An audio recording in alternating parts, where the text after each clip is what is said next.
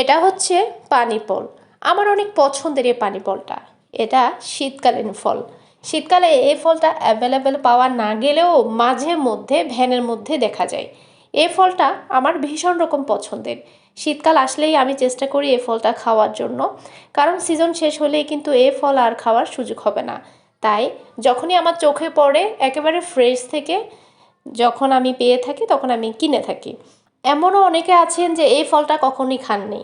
বিশেষ করেন পানি জাতীয় ফলগুলোর মধ্যে এই ফলটা এক প্রকার ফল, অনেকটাই ভালো লাগে আমার কাছে। এই শীতে বেশ কয়েকবার খাওয়া হয়ে গেছে। এই ফলটা কে কে এখনও পর্যন্ত ট্রাই করেননি মিষ্টি কমেন্ট করে জানিয়ে দিবেন। আমার এই আয়োজনগুলো যদি আপনাদের এতটুকু ভালো লেগে থাকে আপনাদের ফ্রেন্ডস এবং ফ্যামিলির মাঝে ছড়িয়ে দিতে পারেন। ইনশাআল্লাহ উৎসাহ পেলে পরবর্তীতে আমি আরও সুন্দর সুন্দর ভিডিও নিয়ে হাজির হয়ে যাব।